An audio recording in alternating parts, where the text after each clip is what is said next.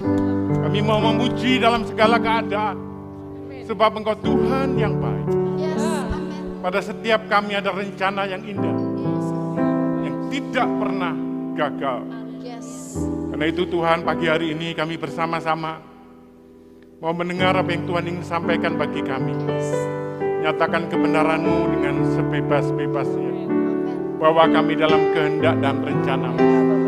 Tegur dan nasihati kami, supaya kehendak-Mu itu terjadi dalam hidup kami. Visi yang Tuhan tetapkan boleh kami genapi dalam kehidupan ini. Terpujilah Engkau Tuhan, dalam nama Yesus kami berdoa, kami mengucap syukur. Amin. Bapak Ibu, mari kita beri tepuk tangan untuk Tuhan. Silakan duduk.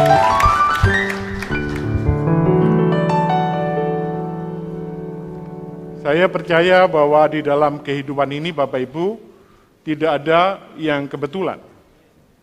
Kasih dan rencananya begitu sempurna dalam kehidupan kita. Dan kita memasuki bulan November, sebentar lagi kita akhir tahun, Natalan dan berbagai kesibukan. Tetapi kalau kita melihat sepanjang tahun, mulai 2 tahun lalu, tahun 2019, 2020, ya 21, kemudian kita segera mengakhiri 2022, kita percaya bahwa rancangan dan rencananya ya dan amin. Kita dibawa dalam kehendaknya yang makin lama makin sempurna. Nah, pagi hari ini saya akan berbagi tema bulan ini, atau fokus bulan ini, yaitu bertumbuh secara korporat. Melanjutkan apa yang Pak Han sudah sampaikan minggu lalu. Semoga apa yang disampaikan minggu lalu masih diingat ya. Bilang kiri kanan, jangan lupa ya. Pesannya Pak Han minggu lalu ya. Nah, saya melanjutkan bertumbuh secara korporat itu paling mudah dikatakan. Tetapi melakukan itu ternyata tidak mudah. Saya ulangi, mengatakan itu mudah, tapi melakukan itu ternyata tidak mudah. Ada banyak hal yang manusia hadapi di dalam kehidupannya, sehingga mereka susah untuk bersama-sama bertumbuh. Kalau bertumbuh sendiri-sendiri, hebat sendirian, banyak. Tetapi kalau bertumbuh secara tim, itu ternyata tidak mudah. Ketika saya menyiapkan ini, Tuhan ingatkan, teladannya seperti apa? Apa yang Yesus lakukan membangun tim? Gak mudah. Ketika dia membangun dengan 12 muridnya, berbagai hambatan muridnya yang ikut sekian lama pun gak paham-paham apa yang menjadi visi Tuhan. Sehingga beberapa muridnya bahkan merasa rebutan kekuasaan. Nanti kalau Tuhan memerintah, ada yang sebelah kanan, di sebelah kiri. Muridnya sampai akhir masih mengkhianati. Tim yang solid, yang kuat, kita belum melihat. Artinya apa?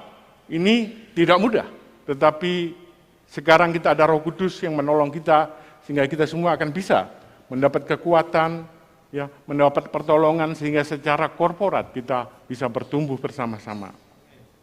Nah, Bapak Ibu yang dikasihi Tuhan, semangat bertumbuh secara korporat adalah semangat kolaborasi. Tidak berjalan sendiri-sendiri. Kalau kita lihat di dalam tim olahraga itu yang paling kelihatan ya. Sepak bola, semua pemain-pemain bintang selalu mengizinkan dirinya tidak terkenal sendiri. Mengoperkan kepada orang lain. Ada tugas menjaga gawang, ada tugas yang di belakang, defender, ada striker, ada gelandang. Yang enggak ada gelandangan Bapak Ibu ya. Gelandang, sehingga tim yang kuat ini bisa bekerja bersama-sama, bertumbuh akhirnya menjadi juara, artinya golnya juara. Olahraga sangat jelas. Bagaimana dengan contoh yang lain?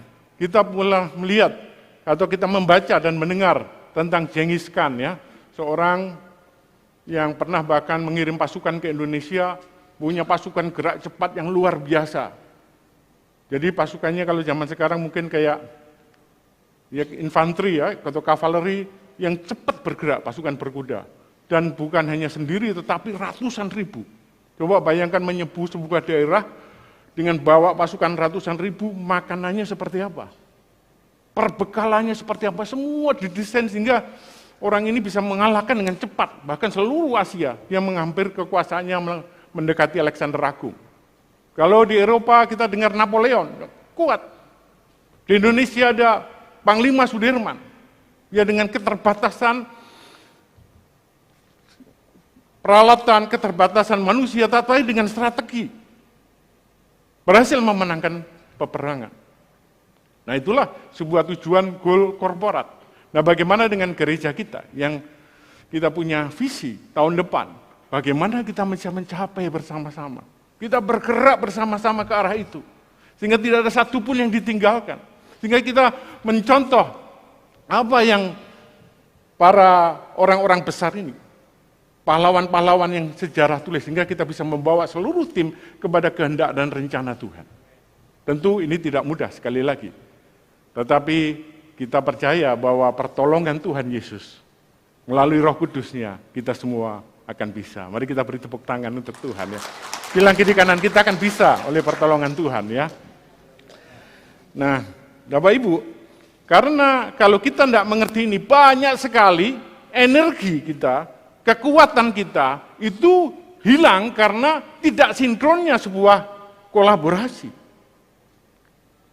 Di dalam manajemen sederhana misalnya, kalau kita menyuruh orang untuk membangun atau melakukan perbaikan, katakanlah lemari rusak, kemudian yuk beli paku, kemudian baru ingat, oh kita butuh ini, beli lagi. Kemudian dikerjain, oh kurang lagi, apa? Lem, ambil lagi. Akhirnya 5 kali dia bisa pergi, 6 kali. Tetapi lain kalau kita sama-sama mengerti ini, kemudian duduk dulu yuk, kita mau memperbaiki. Apa ya yang dibutuhkan? Oh ini, kemudian kita list. Setelah kita list, kemudian cek, mana toko yang paling murah? Yang kualitasnya baik. Bukan hanya berhenti di situ. Kemudian kita tanya jam berapa ya kita bisa beli. Sehingga, oh ada orang yang lewat sana. Tim kita, jadi nggak perlu ngeluarin banyak, sehingga semuanya bisa efisien. Ya, makanya seseorang yang karyawan baru, ada karyawan baru yang sangat potensi, digaji lebih baik, pangkatnya cepat naik, yang lama suka marah. Pak, mestinya saya yang jadi supervisor, mestinya saya yang jadi manajer, saya sudah lama.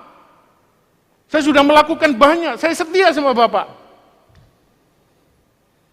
Terus bosnya bingung menjelaskan, dipanggil, sini, kenapa sih kamu kok nggak naik-naik? Yang baru 6 bulan sudah jadi atasanmu. Coba sekarang, saya tugasi diambil tugas. Tolong besok kamu siapin ya, ada tamu dari Korea, dia pesen sukanya semangka, siap. Dia beli semangka. Kemudian ternyata orang tamunya itu nggak suka semangka merah. Oh ganti, pergi lagi dia. Kemudian dia tanya, ini belinya berapa kilo? Tanya lagi. Iya kan? Kemudian apa lagi? Disajikan jam berapa? Nggak jelas, tapi satunya staf baru itu dengan jelas tanya, oh Pak, kalau beli semangka, orang Korea itu suka semangka kuning. Biasanya ukuran sekian disajikan setelah makan, harganya segini kalau kita beli segini. Saya mengusulkan kita beli di pasar ini Pak, harganya paling murah dan kualitasnya paling bagus. Akhirnya apa tuh? Lama, nggak selalu lebih baik. Mungkin kita merasa sudah lama ini saya sudah hafal. Pertanyaannya, engkau melakukan dengan benar nggak? Lama Tuhan saya jadi murid Kristus, tapi kita setia nggak? Kita bertumbuh nggak?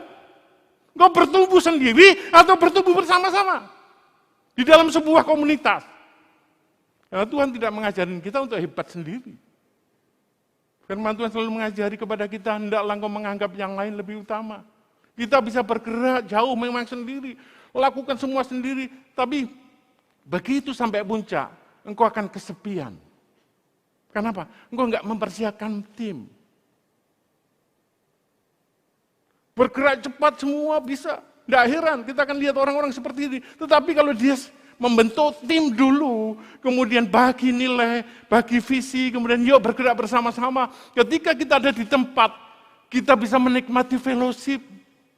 Sustain, lama, dengan tim kita bisa menaklukkan. Itu yang dilakukan oleh para pahlawan-pahlawan di dunia ini.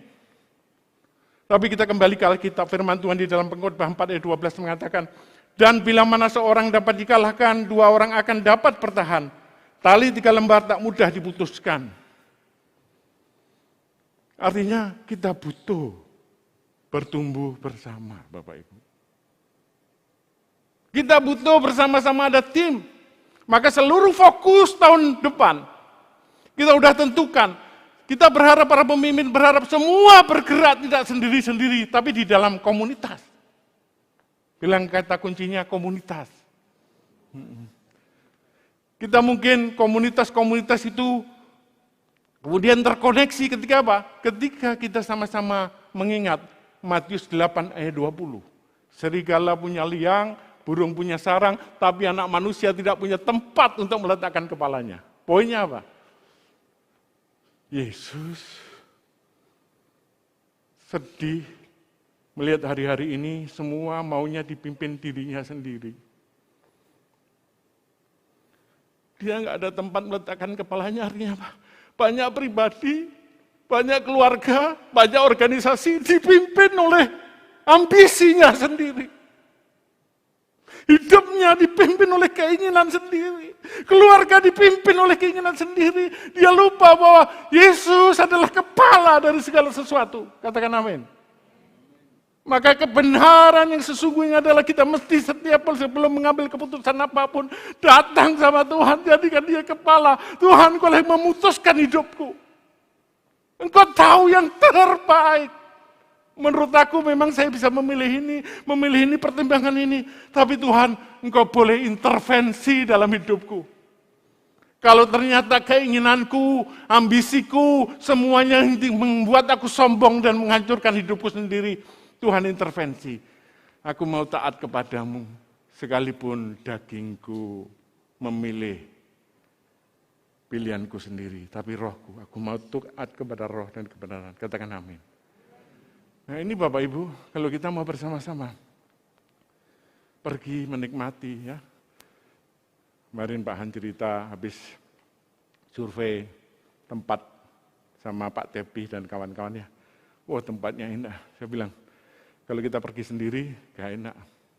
Sepi, sunyi. Tapi coba kalau kita pergi bersama-sama, bilang, bener gak kita bisa ngopi bareng ya. Fellowship bareng, diskusi bareng. Bilang kiri kanan, kita saling membutuhkan. Amin Bapak Ibu. Nah, Bapak Ibu yang dikasih Tuhan, ada banyak kolaborasi yang lemah. Kolaborasi itu ternyata nggak mudah.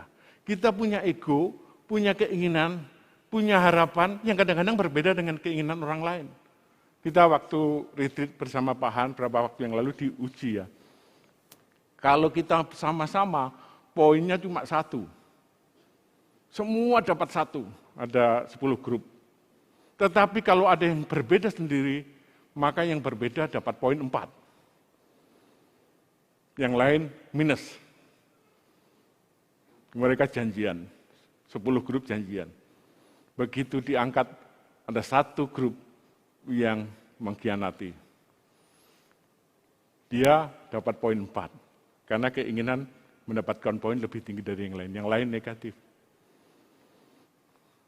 Artinya, Bapak Ibu, kolaborasi yang lemah, itu bisa menimbulkan problem. Kenapa? Kekuatan tergantung di titik terlemah. Kalau di antara kita masih ada orang-orang yang kedagingan, ada orang-orang yang gak mau bertumbuh, ada orang-orang yang mau mikir untungnya diri sendiri, maka kolaborasi akan menjadi lemah. Kenapa? Dia merongrong, kekuatan tim ada yang paling lemah. Saya ngambil contoh mobil kuning ini macet, lubang kanan depan itu mobilnya masuk lubang. Roda kanan depan masuk lubang, yang lain enggak. Mobil ini bisa jalan enggak Bapak Ibu? Enggak bisa. Saya ulangi, semuanya siap jalan, kondisinya oke, tapi ada satu yang terpelosok. Maka sehebat apapun mobil itu enggak bisa jalan. Karena ada satu bagian yang lemah. yang menyabotase seluruh pergerakan. Akhirnya saya suka bilang, mari kita sebagai pemimpin, orang-orang yang melayani Tuhan punya nilai-nilai kehidupan yang bagus. Simple, Matius 5 ayat 37, ya katakan ya, tidak katakan tidak. As simple as that, sesederhana itu. Mungkin pikiranmu ada hal yang jahat, tapi jangan pernah terucap dari mulutmu hal jahat. Katakan amin. Kendalikan, taklukkan pikiranmu kepada Kristus. Mungkin kau ada curiga, mungkin kau ada gak percaya, mungkin kau ada kecewa dan gelisah. Tapi kendalikan itu. Taklukkan kepada Kristus. Sebaliknya yang keluar dari mulutmu, dari bibirmu adalah hati atau ucapan syukur. Ada banyak hal yang mungkin gak mengerti. Jangan memilih untuk menggosipkan, menjelek-jelekan, tapi pilihlah untuk taat kepada Tuhan. Kita percaya. Percaya kepada tim kita. Percaya kepada keluarga kita. Karena itu, menggerakkan seluruh tim supaya kita bertumbuh secara korporat butuh persamaan persepsi. Duduk bareng, yuk. Maksudnya apa ya? Menurut saya kok seperti ini? Nah, itu menyamakan persepsi. Adanya saling curiga dan kurang percaya, sangat mungkin. Tetapi sekali lagi, saya katakan, mari dari mulutmu jangan keluar hal yang negatif. Taklukkan pikiranmu kepada firman.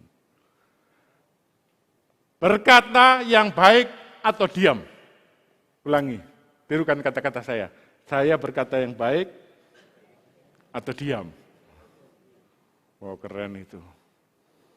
Jadi, mari kita memuji orang. Mari kita memberikan encouragement. Mari kita memberikan dukungan. Jangan berdiam diri. Jangan, karena kalau berdiam diri itu tidak memberikan nilai tambah bagi orang itu. Ketika pagi hari engkau datang ke gereja, lebih awal datangi orang, kemudian salami. Oh, Tuhan baik ya, hari ini Tuhan mengasihi, Tuhan menunjukkan rencananya. Datangi semua orang, salami dia, katakan hal-hal yang baik. Nah, yang di dalam dirimu tidak jadi berkat, tapi yang keluar itu akan jadi berkat. Katakan amin. Coba tepuk kanan sebelah kiri. Kau diberkati Tuhan, kau dicintai ya. Senyum. Daripada manyun saja. Duduk diam. Berdiri sedikit, memuji Tuhan sedikit, gitu. Memberi persembahan sedikit, pulang sedikit, semua sedikit-sedikit. Tapi kita mesti sadar bahwa diri kita ini adalah satu kekuatan yang Tuhan taruh untuk mendukung orang lain. Apalagi ada yang sendiri, datangi. Tepuk salami ya. Kita semua satu, datangi dia. One body di dalam Kristus. Karena itu keluar. Tetapi sebaliknya, kalau ada hal negatif dalam dirimu, jangan ucapkan. Bilang kiri kanan bertobat. Kalau engkau sungguh-sungguh tahu ini benar-benar hal negatif, engkau perlu datang sama pemimpin dan diskusi. Katakanlah itu, sehingga ada dilayani dengan benar. Tidak menggosip, tidak memfitnah, tidak mencurigai. Sehingga apa? Secara tim, kita akan bertumbuh bersama-sama. Tidak ada nila yang merusak susu sebelanga. Itu. Ingin mendapatkan keuntungan yang lebih dari yang lain. Kita masih sadar, jika itu kita miliki, maka kita tidak pernah bisa bertumbuh secara korporat. Di persahabatan sejati, bahkan dikatakan kasih yang terbesar adalah kasih sahabat yang mengorbankan nyawanya. Enggak mementingkan diri sendiri. Dirinya di bagian akhir, yang penting sahabatnya bertumbuh sesuai dengan apa yang Tuhan mau. Yang penting timnya mencapai apa yang sudah ditetapkan. Sehingga di dalam perlombaan, di dalam apapun, kita harus menang secara tim.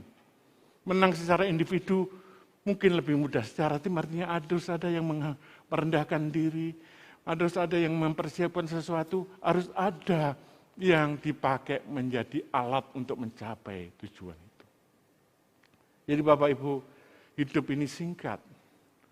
Apa hidupmu hanya memikirkan diri sendiri?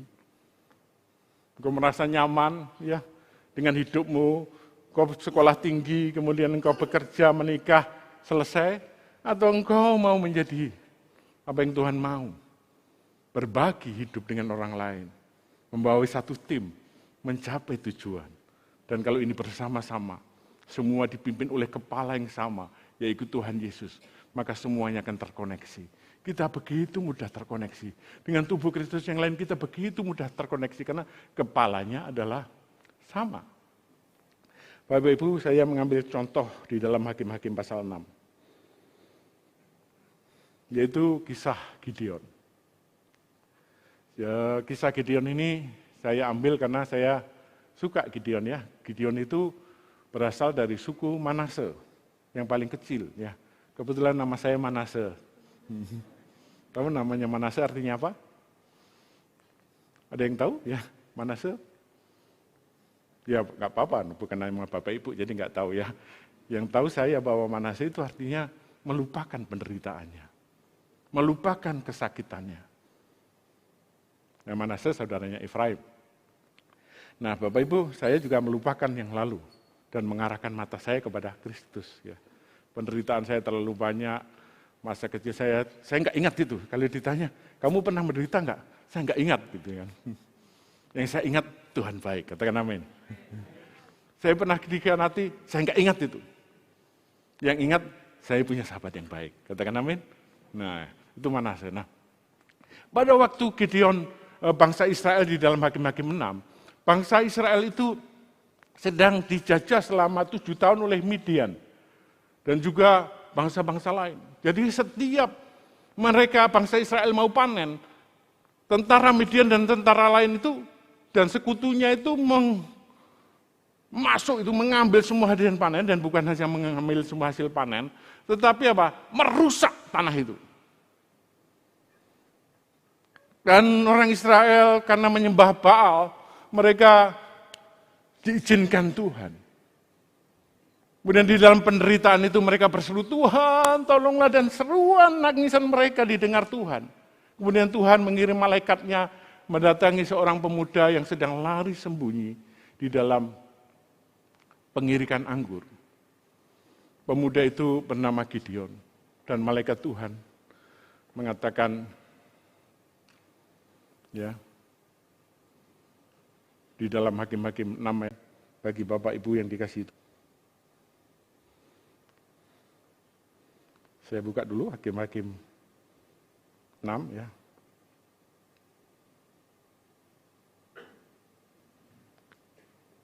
Malaikat Tuhan menampakkan diri kepadanya dan berfirman kepadanya, demikian, Tuhan menyertai engkau, ia pahlawan yang gagah berani. Ayat 13, jawab Gideon kepadanya, Tuanku, jika Tuhan menyertai kami, mengapa semuanya ini menimpa kami? Di manakah segala perbuatan-perbuatannya yang ajaib yang diceritakan oleh nenek moyang kami kepada kami? Ketika mereka berkata, bukankah Tuhan telah menuntun kita keluar dari Mesir, tapi sekarang Tuhan membuang kami, menyerahkan kami ke dalam kecengkeraman orang Midian. Dia tahu, dia diceritain Tuhan itu luar biasa. Tuhan yang membebaskan nenek moyang mereka, yang membuat mereka keluar dari Mesir. Tapi saat ini mereka tidak merasakan itu. Gideon sedang ketakutan dan mewakili semua bangsa pada saat itu. Tetapi Tuhan dengan tegas melalui malaikatnya mengatakan, engkau pahlawan yang gagah berani. Hari ini kita punya visi. Tahun depan kita akan punya visi yang jelas sekali akan kita gerak berjalan bersama-sama. Tapi tentu tidak mudah. Tapi kita tahu, kita punya visi yang sangat jelas yang akan kita capai. Gereja Balaf akan menjadi satu interdependent yang kuat, dan itu akan disaringkan berulang kali supaya kita semua pada satu visi. Nah, saya lanjutkan. Gideon nggak begitu saja percaya, dia paling suka menguji Tuhan. Dia bilang, kalau engkau Tuhan, aku akan memberikan persembahan, kamu nggak usah kemana-mana. Dia pulang memberikan persembahan, dan betul malaikat itu membakar persembahannya sehingga persembahannya berkenan. Bukan tidak hanya itu, berkali-kali dia menguji, seperti dia minta tanda, dia menggunting bulu bambu, ditaruh di luar, bulu domba. Kemudian hanya bulu domba itu yang kering. Besoknya minta hanya bulu domba yang basah. Tuhan diuji berkali-kali sama dia. Akhirnya Tuhan menyuruh dia merubuhkan Baal-Baal. Supaya dia, karena dia tahu Tuhan menyertai dia. Tapi dia masih takut, Gideon. Apa yang dilakukan? Dia merubuhkannya malam hari.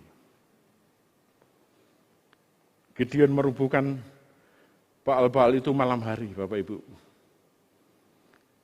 Kemudian besoknya seluruh orang Israel marah dan berkata, siapa yang merubuhkan Baal ini harus dihukum mati. Yoas bapaknya membela Gideon. Kalimatnya keren sekali, Yoas. Biarlah Baal itu membela dirinya sendiri. Karena Yoas bapaknya Gideon. Dia juga menyembah Baal. Tetapi ketika hari itu Gideon berani merubuhkan. Sekalipun malam hari. Bapak Ibu, apa yang terjadi? Bapaknya berubah pikiran. Dan kalimat dari seorang Yoas merubah semua orang. Oh iya benar. Kita yang selama ini menyembah Baal. Mana campur tangan dia? Dia gak bisa menolong kita. Dirubuhkan pun gak bisa berbuat apa-apa. Semua perubahan terjadi. Mereka mulai mengerti bahwa mereka melakukan yang salah. Mereka harus kembali kepada Allah yang benar. Dan mereka akhirnya bersama-sama dengan Gideon untuk melawan bangsa Midian dan penjajah. Gideon memegang teguh visi. Firman Tuhan di dalam kitab Amsal 29 ayat 18 mengatakan, tanpa visi, kita akan binasa. Visi yang dari Tuhan begitu jelas ditangkap, dia uji. Dia nggak percaya begitu saja. Dia uji sampai dia minta maaf, Tuhan ampuni aku. Aku sadar, aku salah, jangan binasakan aku. Visi itu begitu jelas ketika dia uji berkali-kali. Dan dia membawa itu kepada bangsa Israel. Yuk kita bersama-sama. Namun Bapak Ibu, di dalam kemenangan Gideon di Hakim-Hakim 7, ini puncaknya yang harus saya sharingkan kepada Bapak Ibu. Yang pertama, Gideon mengumpulkan orang-orang yang bersama-sama akan melawan bangsa Midian. Jumlahnya 32.000, Bapak Ibu. Berapa? 32.000, banyak.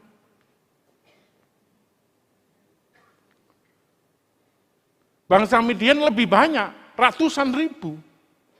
Masih kecil dibandingkan bangsa Midian. Tapi Tuhan berkata kepada Gideon, Gideon, itu masih terlalu banyak. Kurangi yang takut, yang gentar, yang gampang, teriak-teriak. Suruh pulang. Saya punya anjing kecil, Bapak Ibu. Dapat dari Cianjur. Kecil tapi lucu sekali. Terus kalau kita datangi, kita ngomong kasar sedikit, kita pegang, ada videonya. Dia teriaknya luar biasa, lebay. Wow, pak, gitu sakit. Waduh, kecil tapi gampang sekali takut, lebay. Saya kasih nama Tesla Hamilton, anak saya yang ngasih nama. Anjing ketiga saya, keempat sebenarnya. Karena yang ketiga anjing saya terlalu besar, kita taruh di luar kota. Namanya Thor ya, ini yang keempat. Itu lebay banget. Tadi pagi sebelum saya ke pasar, ketika dipanggil dia lari jatuh, kepleset sendiri. Teriak-teriaknya luar biasa, kayak disakiti itu. Kaing, masih kecil gitu. Lebay. Saya bilang, wah saya ingat kalau Gideon lihat kayak gini, suruh pulang orang kayak gini. Bayangkan, kita butuh tenaga banyak ini. Lawan kita ratusan ribu, tidak mudah. Tapi Tuhan bilang apa? Terlalu banyak yang takut, yang gentar. Nanti kita perang loh, nggak pesta ini, nggak retreat, happy-happy, enggak. Kita perang, belum tentu kita pulang hidup. Yang ragu-ragu, pulang. Yang pulang berapa Bapak Ibu? 22.000. Kenapa seperti itu? Tuhan mau. Jangan nanti kalau kamu menang terus bilang, kita orangnya banyak nih. Kita keren. Kau tidak boleh lupa, yang mengerjakan itu Tuhan, kepalamu. Katakan amin. Karena itu kalau kita lihat, teliti firman Tuhan. Makin besar kekuatan kita, Tuhan intervensinya makin kecil. Ketika Tuhan memberi makan 5.000 orang, 5 roti dan 2 ikan, betul nggak? Sisanya 12 bakul. Ketika memberi makan 4.000 orang, yang punya 7 ikan, rotinya lebih banyak dan beberapa. Sisanya cuma tuh kurang dari 12 bakul. Artinya Bapak Ibu, kekuatan Tuhan itu makin nyata di dalam kelemahan kita, katakan amin. Karena itu kita butuh berdoa, kita sadar. Kalau kita tidak berdoa, kita sedang mengirim pesan, aku ini sombong. Aku ini pasti jatuh. Yuk, kita mau bergerak bersama-sama. Ada nggak yang mau doa pagi bareng? Bilang kiri kanan, aku tahu yang dimaksud. Mau nggak kita sama-sama di dalam komsel terikat bersama-sama ya doa. Tahun depan kita akan bukan hanya doa online, kita mulai datang bersama-sama. Tapi mau nggak kita? Karena kekuatan kita itu bukan banyaknya, tetapi orang-orang yang mau tidak takut. Itu sama dengan 2 Timotius 2 ayat 2. Apa yang aku dengar daripada aku sampaikan kepada orang yang apa? Dapat dipercaya. Attitude, karakter. Itu yang nomor 1. Sama, prosesnya sama. Kalau ketakut, pulang. Kalau kita masuk tempat pelatihan militer, kalimatnya bukan kalau takut pulang, ragu-ragu kembali. Itu tentara mengutip apa yang Gideon itu. Kita butuh orang-orang yang gak ragu-ragu. Yang kau ragukan itu siapa? Yesus pencipta langit dan bumi. Karena itu jangan khawatir. Bila gini karena jangan takut. Ya. Masa depanmu, semua kesederhanaanmu Tuhan akan tolong. Tuhan kita keren dan dahsyat, Bapak Ibu.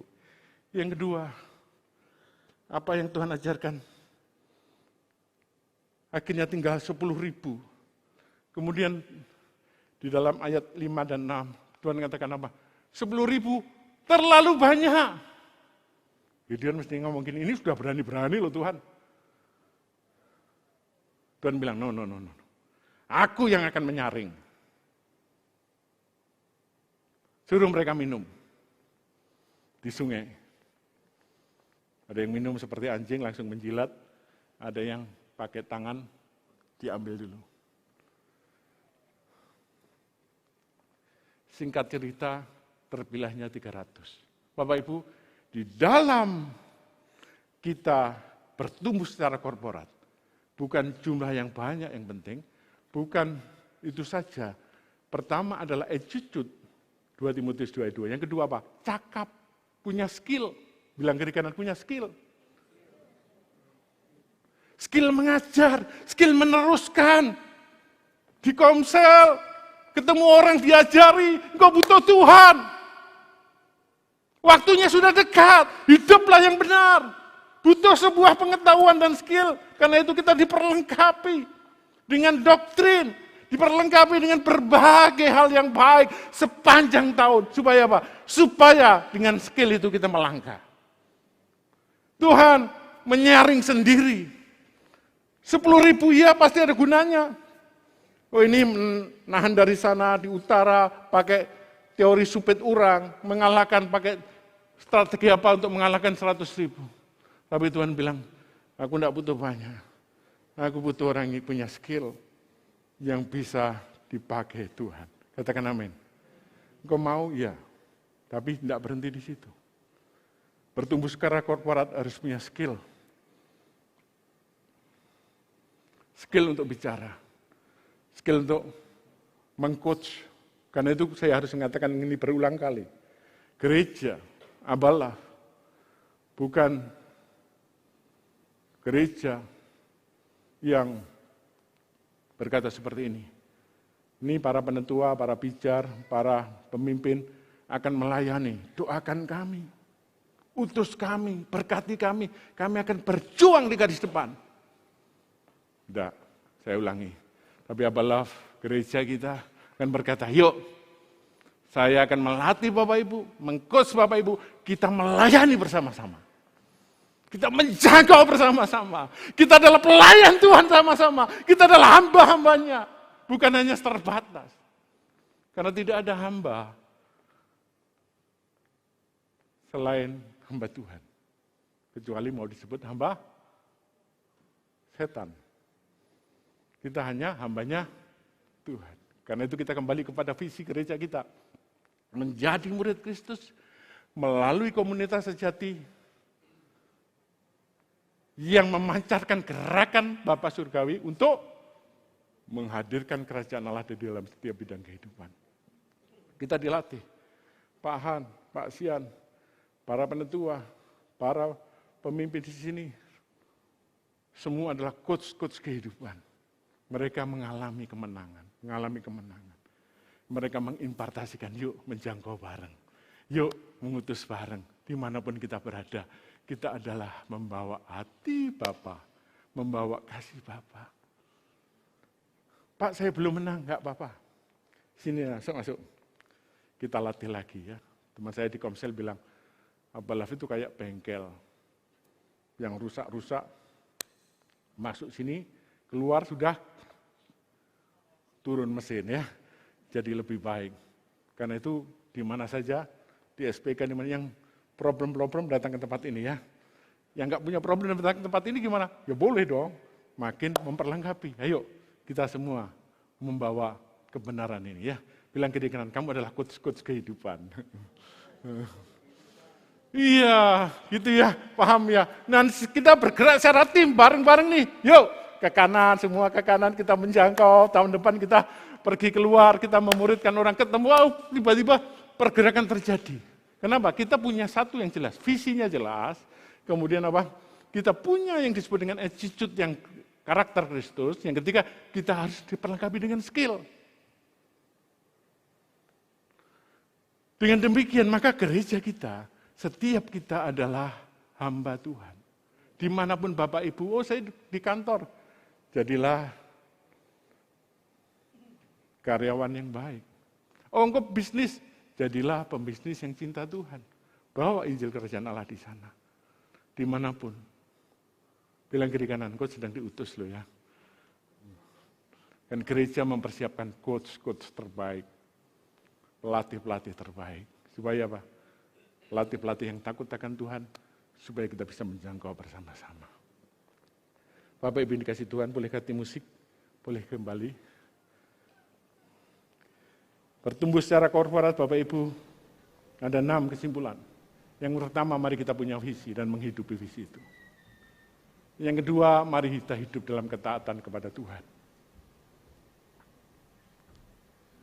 Yang ketiga, Tuhan membutuhkan orang yang berani, yang mempercayai Tuhan.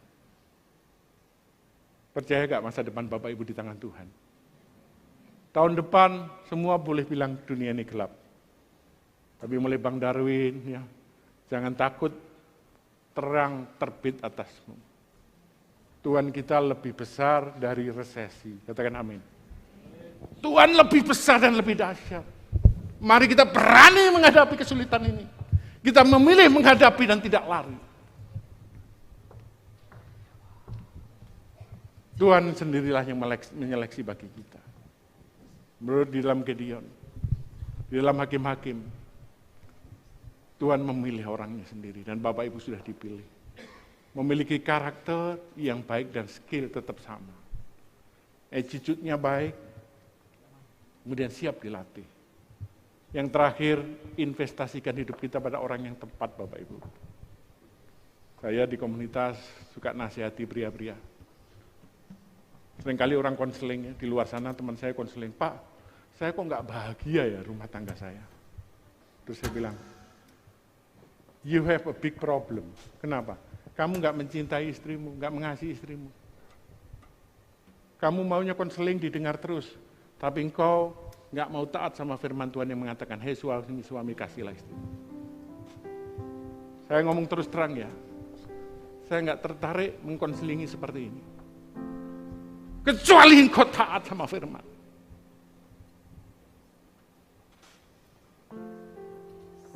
Pria-pria setia sama pasangan itu ada waktu mudamu, yaitu ketika engkau menikah.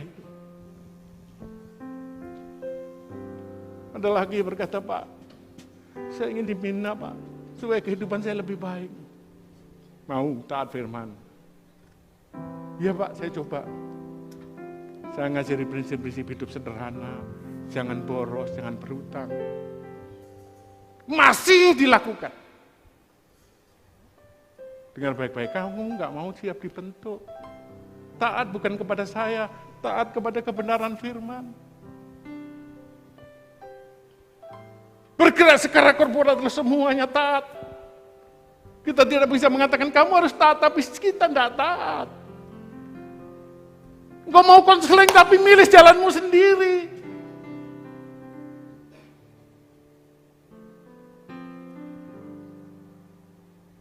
Taat kepada firman itu kuncinya.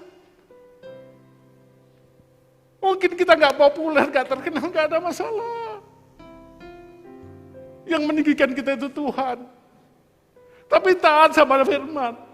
Setia pada pasanganmu. Hidup sederhana. Menyiapkan masa sulit. Tidak sombong. Menanggalkan semua beban yang begitu merintangi.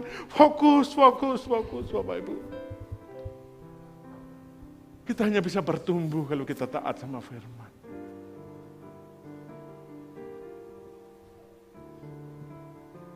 Percuma kita, lama.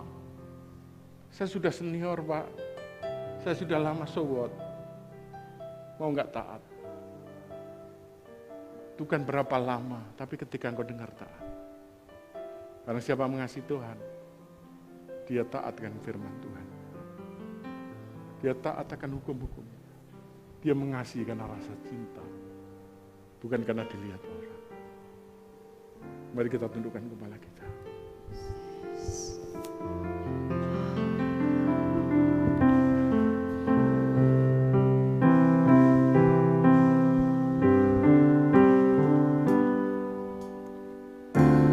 Tak usah takut aku, sebab Kau sertaku.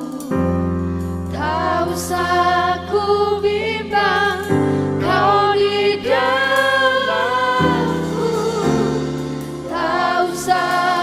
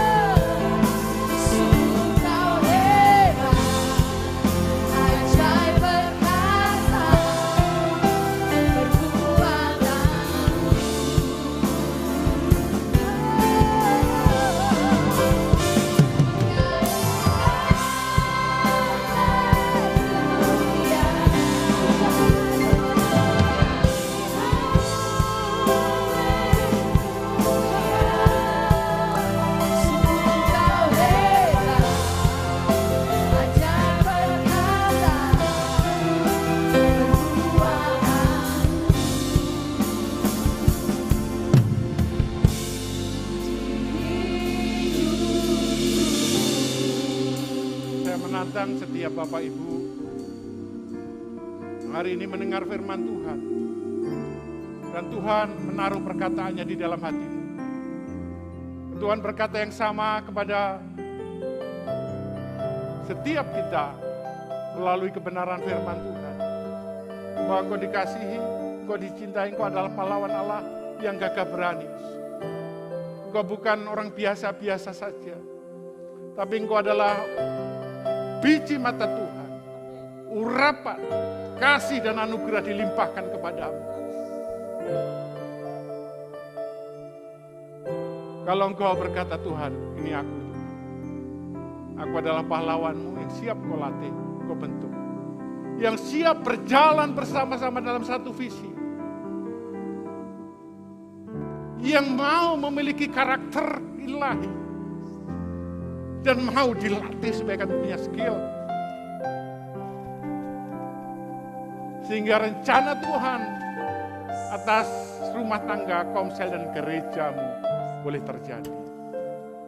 Kalau engkau mau Bapak Ibu, kau tidak usah menoleh ke kiri dan ke kanan, kau bangkit. Kau berdiri, tidak usah takut seperti Gideon. Berdiri dari tempat dudukmu. Taruh tanganmu di dada dan saya akan berdoa bagi engkau. Ya, engkau yang sudah berdiri. Padamu ada rencana yang indah. Padamu ada hal yang dipersiapkan Tuhan yang besar. Engkau akan menjadi coach kehidupan yang menolong banyak orang. Engkau sedang dipersiapkan, engkau sedang dilatih. Jangan memandang rendah dirimu. Karena Kristus ada di dalam dirimu. Karena engkau sangat dicintai Tuhan. Engkau sangat dikasihi Tuhan. Tidak ada juga seorang pun yang bisa menghentikan engkau. Karena Kristus yang penuh kasih ada bersama dengan engkau. Ya, engkau akan ditolong. Engkau akan mendapat kekuatan yang baru. Engkau tidak akan letih lesu, tapi engkau akan melangkah, terbang tinggi bersama dengan kemuliaan Tuhan. Engkau akan mengatasi segala persoalan kehidupan. Engkau memilih untuk menghadapi. Engkau memilih untuk bersama-sama berjuang, bergandengan tangan. Seperti Yosua katakan, aku dan seluruh rumah tanggaku akan menyembah Tuhan. Engkau boleh melakukan apa saja terserah, tapi dengar baik-baik. Aku dan seluruh keluargaku akan menyembah Tuhan. Aku dan seluruh komunitas selku, aku dan seluruh jemaatmu di tempat ini akan menyembah Tuhan sampai kapanpun. Terima kasih Tuhan. Terima kasih. Terima kasih Tuhan. Oh, katakan syukurmu. Terima kasih. Terima kasih. Oh, kau disegarkan. Engkau dipulihkan. Terima kasih. Terima kasih. Katakan